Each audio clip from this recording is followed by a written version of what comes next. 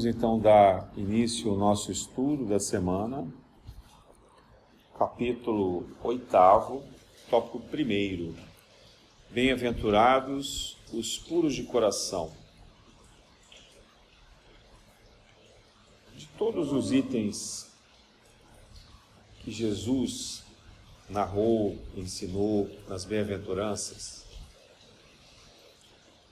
talvez aquele que seja mais difícil para nós, porque a maioria de nós, infelizmente, ainda não atingiu esse estágio de evolução, é justamente o da pureza. E essa palavra, pureza, ela foi também muito mal interpretada pelas igrejas em geral, porque tentou-se traduzir essa expressão de pureza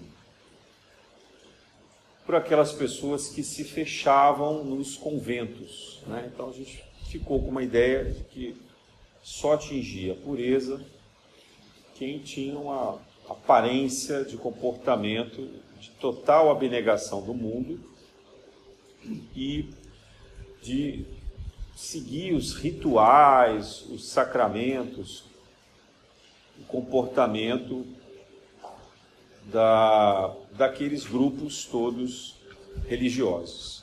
Então, a ideia dos monges, né, das freiras de convento, quanto mais fechado, como as carmelitas, né, os beneditinos, mais a gente tinha a ideia de que aquilo era algo de puro e sagrado. Depois vieram, infelizmente, várias denúncias até desses conventos, demonstrando que esse comportamento de você se isolar do mundo, de você deixar o mundo, ele é mais nocivo do que bom. Porque, na verdade, a pessoa se esconde através daquele hábito, né? E ela deixa de ter a oportunidade de enfrentar as próprias provas. Quer dizer, aquela prova do isolamento é muito dura, mas é muito mais importante que ela aprenda a se relacionar com o mundo e encontre essa pureza no dia a dia. E se demorou muito tempo para se ter essa noção, né? Foram mais de 1000 anos de compreensão, principalmente na Idade Média, de que era assim que deveria ser o comportamento de pureza. Eu estou falando isso porque, em particular, isso para mim é importante, porque eu vim de uma família católica e na minha infância, meu pai muito doente, eu acabei me ligando muito ao padre da cidade onde eu morava. Depois meu pai faleceu, eu ainda criança, e esse padre me ajudou muito. Me inspirou, ele era uma pessoa muito dedicada ao atendimento fraterno, uma pessoa muito culta, e se preocupou com a minha educação, e eu não via como continuar estudando na minha cidade. Era uma cidade muito pequena, muito humilde, e eu queria estudar mais, então ele me indicou alguns colégios internos, que naquela época se chamava de seminário menor. Era um preparatório para ser padre, mas não tinha a obrigação de ser padre. E o colégio que eu fui era um colégio misto, tinha um pouco mais de abertura, mas era um seminário menor. E ali, então, eu enxerguei de dentro, né, essa coisa do comportamento fechado das igrejas, dos padres, das freiras, e essa falsa impressão de pureza, digamos assim, né? Não tem nada de pureza você se travestir simplesmente de uma roupa, ou de se fechar numa casa que você não pode ter um contato externo, e você fazer 10 orações por dia. Tudo isso é o exterior, né? Mas a prova moral do interior, a mudança verdadeira da espiritualidade, ela é de dentro para fora. E ela tem que ser exteriorizada no mundo real, no mundo concreto. Muito bem, Jesus deu exemplo disso.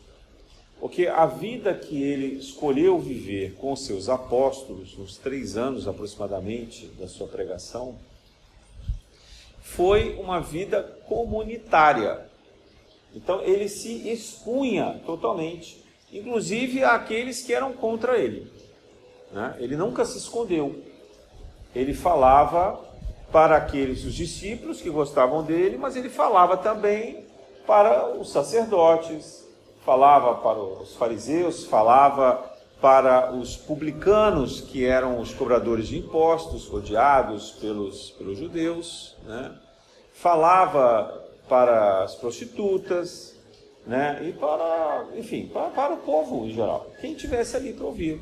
No Sermão da Montanha, que é o tema que a gente está falando hoje, estima-se que tinham um número bastante considerável de pessoas, né? Não sei se hoje seriam talvez 10 mil pessoas, digamos assim, né? Mas era um número considerável. E ali no meio dessas pessoas tinha gente de todo tipo. Então, e Jesus, ele convivia com isso. Ele trabalhava, ajudava os apóstolos a pescar, por exemplo. Ele trabalhou, e provavelmente em alguns intervalos ainda trabalhava como carpinteiro, como seu pai, né? Ele fazia as viagens, então a pé, naquela época se andava a pé, percorrendo as várias distâncias daquele território, entre a Galileia, a Judéia, Samaria, Palestina, etc. Então Jesus tinha uma vida comunitária, como era a vida daquele grupo naquela época.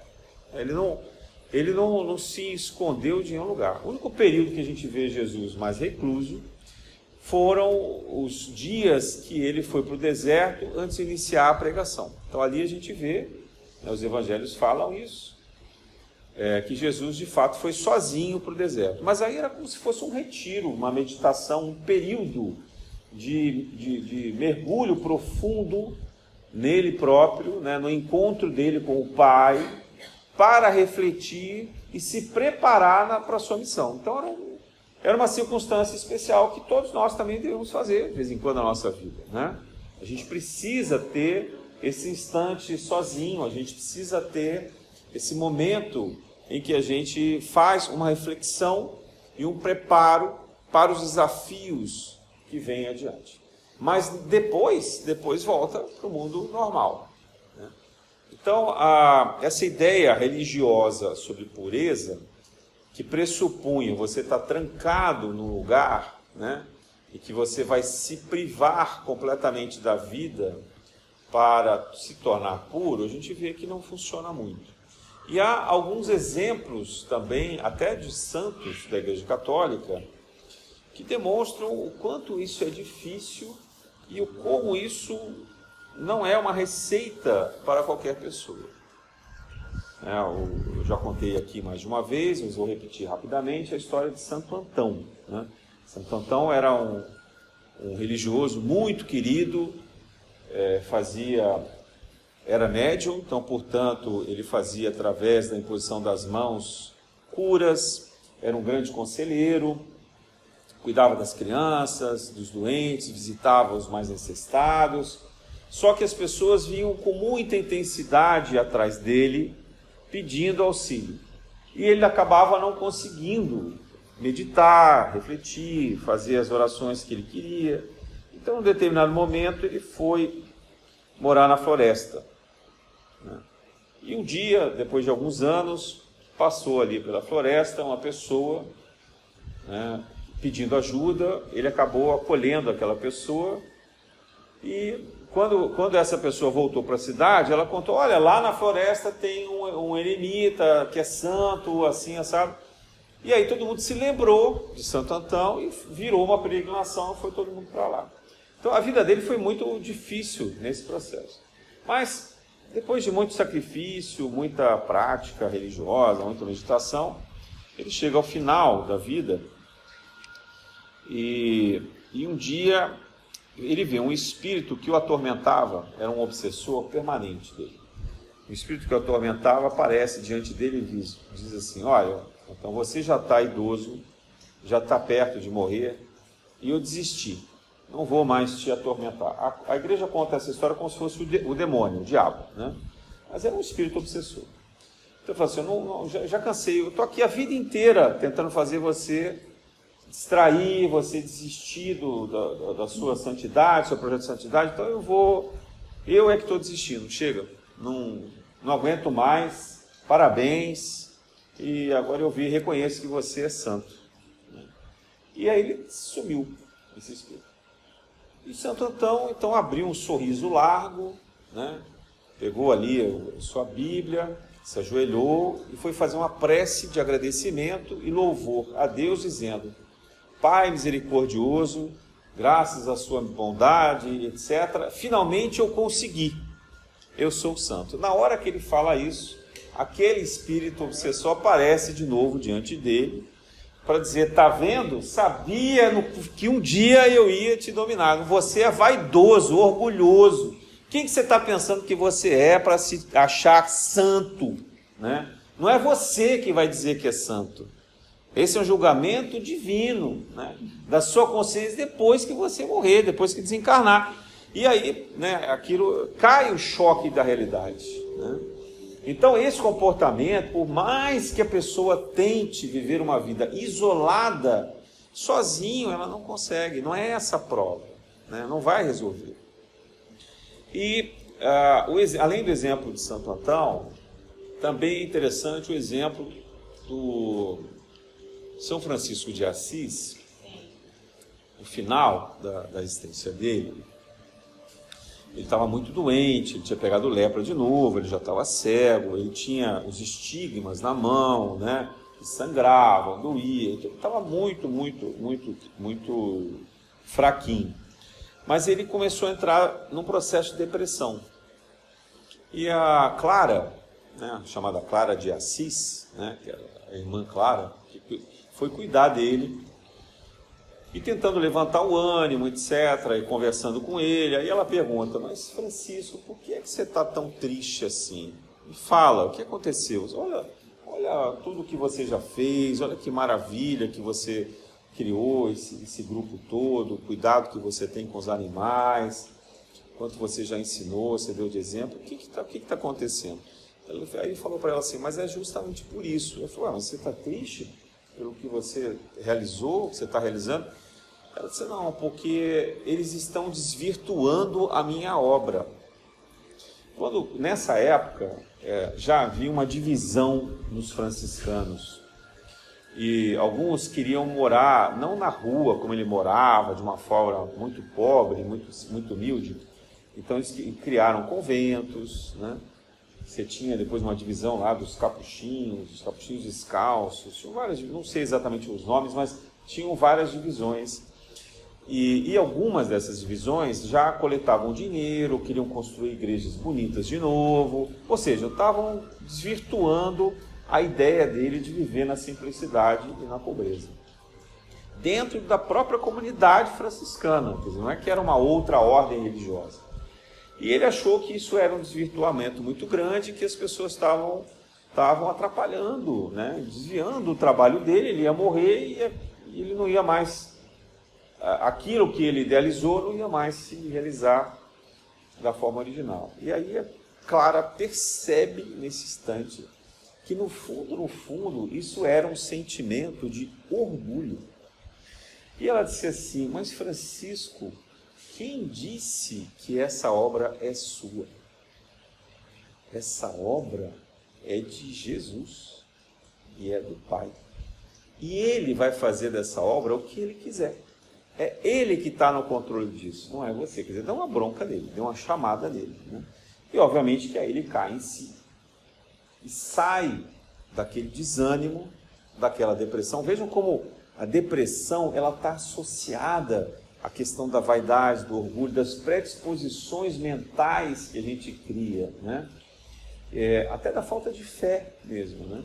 E ele, com toda a ingenuidade, não é que ele estava assim presunçoso, garboso, dizendo isso. Não, ele estava lá humilde, doente, né? Trabalhador, correto, sério, dedicado a vida inteira, mas ainda tocado, né, por essa por essa ferida, né, esse fundo de orgulho e de vaidade. Então veja, eu citei aqui 2 exemplos de santos católicos. A gente poderia falar de outros personagens, né? Eu vou citar um exemplo caseiro, né? Dona Paulinha fazendo 100 anos, quem estava aqui na festa se lembra. Eu ia falar em homenagem a ela alguma coisa. E aí comecei o texto assim, que eu gostava muito demais da Dona Paula, porque eu achava que ela era muito humana, num sentido também de quem falha, de quem também erra, né? Aí ela vira para mim e fala assim, mas onde é que foi que eu errei? O que é que eu estou fazendo de errado? A simplicidade dela, no jeitinho dela, né? Leonina, quem conheceu sabe que tinha personalidade forte. Então, veja, tudo isso para poder falar de pureza, né?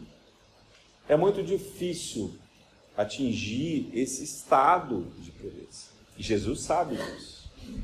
Jesus não espera que nós, no estágio que nós encontramos, que a gente seja puro, mas que a gente busque ser puro, que a gente queira ser puro. Porque, no fundo, cada um de nós sabe o que significa ser puro. Quando a gente olha para alguém que é puro, a gente diz, uau, essa pessoa é pura, é verdadeira, é simples, humilde. A gente podia fazer aqui um monte de adjetivos para descrever essa pureza. Mas essa pureza de coração é o que nos permite ter o amor incondicional que Jesus tanto ensinou. Então, isso é muito mais um farol para a gente olhar, tentar perseguir, do que a gente querer se auto-intitular como puro, né? Que, infelizmente, eu não consigo enxergar hoje no planeta uma única pessoa que a gente possa dizer, não, fulano é puro, né? Uma pessoa pura, de fato, ela é alguém que já esteja vivendo em outras dimensões. Então, se estiver aqui na Terra encarnada agora, ela está em missão. Vai ser o que a gente chama de um avatar, né? Vai ser um espírito muito elevado, missionário, está cumprindo um papel aqui. Mas, até pela descrição que a gente vê de André Luiz em nosso bar, por exemplo, André Luiz não podia ver a mãe dele o tempo inteiro. A mãe dele vivia em uma colônia muito mais elevada. Então, para ele se encontrar com ela, ele tinha que subir um degrau e ela descer outro degrau. Ele se encontrava no meio do caminho. Emmanuel, a mesma coisa. Emmanuel com Lívia. Lívia foi a mulher de Emmanuel no livro Há 2000 anos. Né? Emmanuel provavelmente nunca mais encarnou com Lívia e nunca mais vai encarnar, porque Lívia já está num estágio de evolução lá em cima. Já deve estar na 6ª dimensão, talvez até na 7ª. Então, e a gente está aqui na 3ª, quando desencarna, na 4ª. Então, a distância é muito grande. Quando a gente fala de pureza, a gente está falando de mundos muito elevados, né? De orbes muito elevados. Não é o caso da Terra, não é. Mas Jesus sabia disso. Jesus não falou isso por engano, Jesus sabia. O que ele estava dizendo ele está colocando as bem-aventuranças para a nossa visão completa de evolução. Então, que a gente possa ser puro de coração. E quem que ele associa a ideia de pureza para que as pessoas pudessem compreender? Ele podia ter escolhido o sacerdote, ele podia ter escolhido a mãe dele, né, que era de fato um espírito puro, né? Ele podia ter escolhido exemplos ali da comunidade. Então, o que ele faz? Ele chama as crianças. Porque ele diz que na ingenuidade, na pureza, na simplicidade das crianças, é que a gente deveria se espelhar. Porque a criança, ela faz as perguntas, ela fala o que ela sente, né? A criança age espontaneamente. Ela vai dizer, mas tem criança que é má. Tá, tem espírito que encarna, que desde criança ele tem um lado de maldade. Mas a gente está falando isso de um modo geral, né? A criança em geral. A criança tem essa espontaneidade, ela tem essa ingenuidade, ela tem esse desinteresse, né? Pelo menos é um desinteresse estruturado. Assim, ela ela não faz, ela não articula, não cria uma estratégia, né, como a gente faz de malícia para obter as coisas. A criança não tenta enganar, né, seduzir os pais, os professores, os amigos de uma forma maliciosa. Ela pode até fazer isso ingenuamente, né, mas ela faz isso com aquela pureza natural. E eu estou me lembrando aqui, esse padre, muito meu amigo, chamava Padre André. De vez em quando eu acho até que ele trabalha hoje na corrente do pai André, que nosso, né?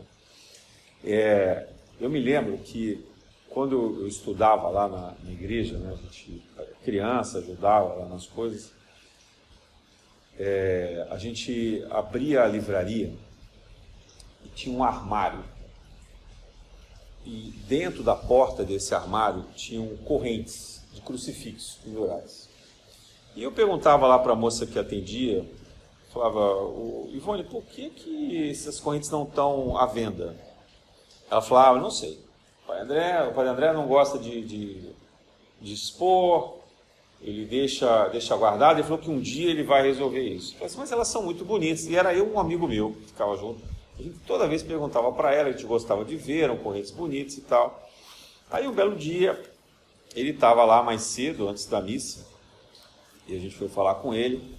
20 garotos, assim, menos de 10 anos, até uns 8 anos, sei lá, 7 anos. E aí essa moça, que trabalhava na secretaria, falou para ele, olha, esses garotos aí estão de olho nessas correntes. E a gente, com vergonha e tal, né? Aí o padre chegou, olhou para a gente, abriu o armário, olhou para a corrente, falou, o que vocês estão olhando essas correntes aqui? Eu falei, olha, a gente acha elas bonitas, queria saber por que não estão à venda, né? Se for vender, se é barato, se a gente consegue comprar ou não, porque é um crucifixo, a gente queria usar. Aí ele falou, vocês já estão comigo há muito tempo, estão trabalhando muito bem, direito e tal, então eu vou deixar cada um escolher uma corrente. E tinha uma corrente que era prateada e uma corrente que era dourada. O meu amigo, na hora, falou, eu quero a corrente dourada. Foi e botou. Aí deu para ele, então isso aqui, e falei, e você? Eu quero essa prateada, porque eu tenho um crucifixo de prata que eu quero pendurar nela. Aí quando ele me deu, falou, você tem certeza? Eu falei, tenho. Eu falei, então tá aqui a corrente para você. Aí quando ele deu a corrente e colocou na gente, ele falou assim, olha a pureza da criança. Ele falou exatamente essa passagem do Evangelho. Aí para as pessoas que estavam ali. Essa corrente prateada, ela é de prata. A outra corrente é de ouro. Quer dizer, só o peso daquela corrente, sei lá quanto valia a mais, né? Mas ele querendo ressaltar o quê? Que a gente não estava preocupado com o valor financeiro daquilo. Era um desejo ingênuo, né, de querer usar um crucifixo e pendurar aquela cruz, etc. Então, acho que Jesus, quando fala da pureza da criança, ele fala nesse sentido, né, de não haver ainda um interesse egoísta, orgulhoso, excessivo, estratégico, de tentar angariar alguma coisa, mal intencionado. A criança, quando ela pede algo, ela diz por que ela pede. E normalmente é algo muito, muito espontâneo mesmo, uma necessidade muito básica dela, né? Sem a maldade. Então, o Kardec, quando ele coloca aqui para a gente, nesse capítulo 8º, depois de já ter falado de várias bem-aventuranças, ele está nos chamando a atenção para esse ciclo de aprendizado que nós devemos ter, que é um sentido de simplicidade, que é um sentido de controlar os nossos pensamentos. Emmanuel fala isso o tempo inteiro, a gente lê aqui a passagem dos livros Pensamento e Vida. Muitas vezes a gente então não age, mas a gente pensa a maldade, o desejo, a vingança, a maledicência e assim por diante. Então, só nesse pensamento já está inserido todo o conteúdo de impureza que atrapalha a nossa vida, né? Depois ele cita a questão do adultério, né? O pecado por pensamento e adultério, que ele está justamente mostrando isso, que a gente não é simplesmente o ato de trair. E aqui eu estou falando de adultério, não é apenas de uma relação amorosa, né? O adultério das nossas convicções, o adultério moral, né? quando a gente se deixa atrair pelas coisas que a gente sabe que são erradas e ainda assim a gente insiste, né? Mas também vale para o adultério dos relacionamentos. E algumas vezes esse tipo de adultério é pelo pensamento, né? Pelos desejos ocultos que a gente vai escondendo, pela inveja que a gente tem, pela mágoa, pelo rancor que a gente esconde, disfarça, né? Então tudo isso é um sentimento de impureza. São os pensamentos negativos, os sentimentos negativos que acabam dominando a nossa vida. Na verdade, todo o processo evolutivo passa em a gente conseguir controlar justamente esses sentimentos, esses pensamentos. A gente conseguir ter a pureza da origem, não é só das nossas ações. É a gente se libertar efetivamente dos pensamentos e dessas forças negativas que vão nos impulsionando, que vão nos desviando do caminho, né? E aí ele fala da verdadeira pureza um pouco mais adiante, que está diretamente associada à caridade, né? Porque aquele que é puro de coração, como ele só consegue pensar no bem do outro, é inevitável que ele faça a caridade. Acho que a gente também pode refletir aqui um exemplo na vida de Jesus, que é o caso de Pilatos. Pilatos era o governador romano responsável em fazer cumprir ali na Judéia a lei romana, o tribunal romano. Roma era conhecido como a civilização que implementou o direito, que implementou a justiça. Então a questão do julgamento era algo fundamental para Roma. E todos os governadores iam com esse poder, com essa procuração, né? Por isso que chamam procuradores também, de cumprir esse papel de justiça. Só que lá em Jerusalém isso era muito complicado. Por quê? Os sacerdotes, o sinédrio judeu, ele era o órgão responsável por fazer julgamentos. Por quê? Afinal de contas, os judeus seguiam uma teocracia. Então, eles tinham uma lei, que era uma lei religiosa. E a autoridade governamental mais importante era o sacerdócio. Os sacerdotes, né? O sumo sacerdote, como se fosse o nosso tribunal de justiça aqui. E muitas vezes havia conflito entre saber se deveria ser um caso julgado pelo sinédrio ou se deveria ser julgado pelos romanos, pelos governadores. E o tempo inteiro ficava nessa briga. Então, para não criar muita confusão, Pilatos decidiu, por conta dele, que só os casos graves que atentassem contra o Império Romano seriam submetidos a ele. Então, quem falasse mal de César, quem questionasse o poder de Roma ou o governo que ele tinha ali, né? Quem cometesse um crime contra um romano, né? Quem deixasse de pagar os tributos de César, tem aquela passagem até que Jesus fala, dai a César o que é de César, porque os romanos cobravam os tributos, né? São Mateus, por exemplo, era um coletor de impostos que trabalhava justamente com isso, pegando os impostos para Roma. Muito bem, então Pilatos, pessoa, né, habilidosa, estratégica ali no relacionamento, não queria problema com o sinédrio, ele recebia suborno do sinédrio para não entrar em conflito, para não mexer nos interesses deles, etc. Ele de repente recebe Jesus do nada, a véspera de um feriado importante em Jerusalém, com 1 milhão de pessoas. Ele não entende o que está acontecendo, fala, mas todo mundo fala bem desse homem, chama ele aqui. Ele faz entrevista, vê que Jesus não tinha nada que pudesse condenar. Ele fala, tem alguma armadilha, mas eu não tenho como condenar, não quero condenar, eu preciso agradar o povo e o sinédrio, então eu vou mandar espancar, né, chicotear esse homem. E aí, quem sabe, eu me livro disso, porque as pessoas vão ver que ele já cumpriu uma pena e não vão falar. Então, veja, Pilatos não convoca um julgamento formal, não cria ali, né, um tribunal para julgar Jesus. Ele faz esse julgamento sumário, que é contra a lei romana. Mas ele queria se livrar de Jesus e ele queria manter esse bom relacionamento com o Sinédrio. Ele acha que não era um caso importante. E, obviamente, a gente sabe a história toda, os sacerdotes não ficaram satisfeitos. Os sacerdotes queriam a morte de Jesus. Então, além dele ter sofrido uma pena enorme, ele é de novo devolvido para lá. E aí Jesus, aí ainda Pilatos tentando se livrar, manda para Herodes. Né? Herodes coloca lá as roupas, o coroa de espinhas, né? Faz mais sarcasmo, bate mais em Jesus, devolve para lá. Então, Pilatos não conseguia se livrar de Jesus. E ele não quis fazer julgamento. Emmanuel estava lá do lado, como representante de César, podia também ter intervido, não interveio. Né? Então, os dois ali tentando resolver aquele problema, principalmente Pilatos.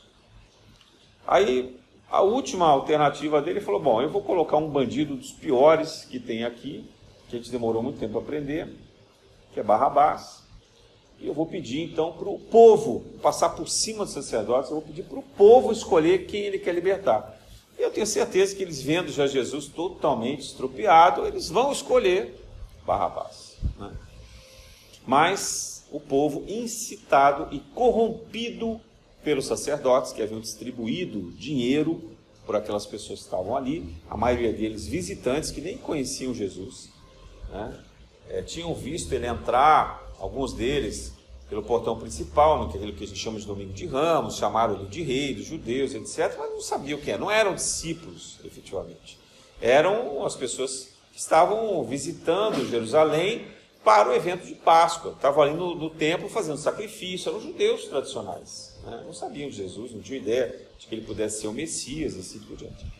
E aí, incitados, então, pelos sacerdotes, né, beneficiados por dinheiro, por vantagens que eles receberam, eles começam a gritar Barrabás, Barrabás, Barrabás. E o que acontece com Pilatos? Pilatos estava bem intencionado, não estava? Mas ele não tem mais o que fazer. O povo disse que queria Jesus. Então, na visão dele, ele não tinha mais o que fazer. Claro que ele tinha. Ele era autoridade romana, ele podia dizer, não, eu não vou condenar. Ele podia ter inocentado Jesus, ele podia ter criado um tribunal para julgamento de Jesus, mas ele não fez. Então, veja, eu estou contando esse caso por conta das armadilhas mentais que a gente cria. Às vezes a gente acha que a gente está super bem intencionado. A gente quer fazer o bem. A gente está cumprindo até um papel social importante, um papel de mãe, um papel de pai, um papel de professor, de chefe, de amigo, de namorado, de namorada, de esposo, esposa, e assim por diante. A gente está cumprindo um papel. E a gente acha que a gente está bem intencionado porque aquele papel social, aquela moral estabelecida, diz que a gente deve fazer daquela forma. Só que no nosso coração, alguma coisa lá dentro diz que não. Mas a gente não tem coragem de fazer diferente. Porque a gente estaria quebrando o protocolo, estaria indo contra a convenção, contra a ideia de que todo mundo espera do que nós façamos. E às vezes a gente vive preso aos relacionamentos por isso. A gente vive preso, escravizado pelos trabalhos, porque a gente não suporta os nossos chefes, nossos companheiros, a empresa, nosso empregador, o que a gente faz, e assim por diante. A gente deixa de atender as pessoas na rua que são necessitadas, a gente deixa de dar um amparo, um apoio, um acolhimento àqueles que nos pedem, porque a gente está ocupado, porque a gente não pode dar atenção para outra coisa, a gente não pode se desviar do caminho, e assim por diante. Então vejam como a questão da pureza, ela passa pela honestidade com a gente mesmo. A gente não pode simplesmente lavar as mãos como Pilatos fez. Não adianta você dizer, tá, traz aqui a tigela, olha, estou avisando vocês que eu fiz o que eu podia. O problema é com vocês. Não existe isso. Na nossa consciência, no mundo espiritual, nós vamos responder por isso. É por isso que às vezes também a omissão que acontece nos países diante das injustiças, a omissão que a gente tem diante dos governos, das ações injustas, das guerras, isso tudo gera karma coletivo. Porque nós temos o dever de contrapor. na sociedade as nossas ações. A gente não pode se esconder num convento, a gente não pode se esconder dentro da nossa casa. Nós temos que ter a atitude social de falar da injustiça, de combater a injustiça, com paz, com amor, com misericórdia. Mas a gente tem que se expor em viver a sociedade. E até a ponto de ser perseguido, de ser injustiçado, né? De sofrer as consequências disso. Mas com coragem de praticar a verdade, com coragem de praticar o bem. Então faltou a Pilatos essa coragem. Ele tinha lá uma vontadezinha escondida, ele estava tentando não criar problema com os sacerdotes, mas ele foi até contrário à norma romana. Mas ele errou de todas as maneiras. E possivelmente a gente também erra, como errou Pilatos, diante de Jesus. E deixa que o orgulho, a vaidade, os nossos interesses atrapalhem a gente. E diante disso, o que a gente faz? A gente provoca o que o Evangelho chama de escândalos. E tenta escamotear. Por isso que Jesus, até o Evangelho fala, se a sua mão esquerda te faz pecar, se o seu olho te faz pecar, então arranca-o. Não é, claro que isso é uma metáfora, né? Mas é no sentido espiritual de dizer, controle a sua vontade, o seu impulso, se permita esse sofrimento, essa até angústia, mas que ela é uma angústia boa, um sofrimento bom, porque você está educando o seu pensamento, o seu impulso, o seu instinto, o seu sentimento, de modo que ele não cause mal a outro. Então, é preciso ter coragem para ser puro.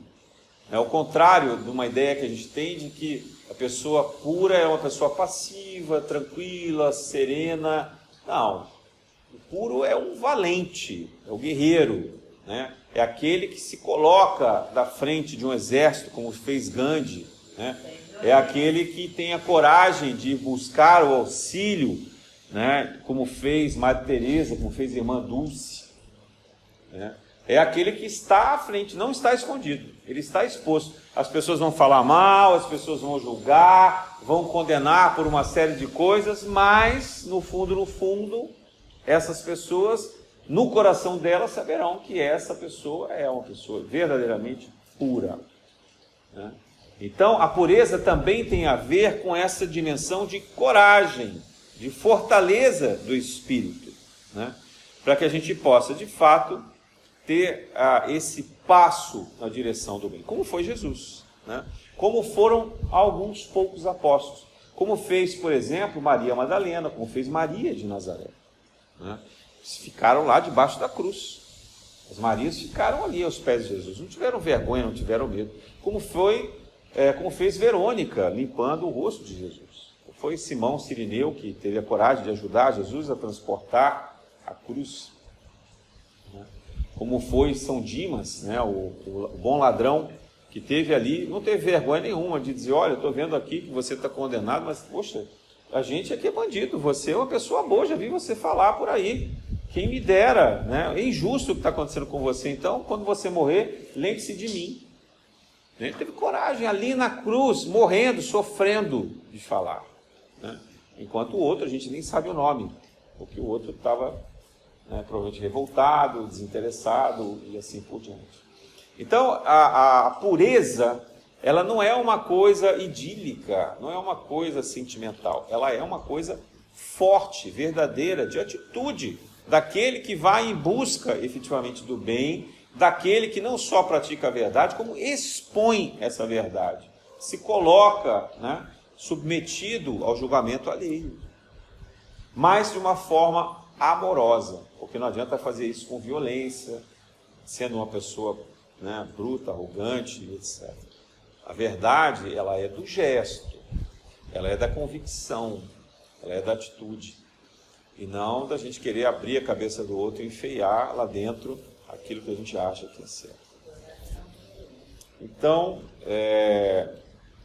que a gente possa refletir nessa noite sobre essa pureza que foi Jesus, a pureza que são os seus representantes, os seus discípulos, papel do Consolador prometido, do Espírito de verdade, por intermédio do Espiritismo, que nos permite, na mediunidade, o contato com tantos amigos amorosos, sábios, que nos assistem, que nos amparam, que nos auxiliam, que nos recebem aqui nessa casa, nos permitem o trabalho, e que procuram, pelo intermédio da caridade, do estudo, o nosso crescimento, o nosso engrandecimento, no fundo, a nossa salvação verdadeira, pelo Espírito do amor que Jesus nos ensinou.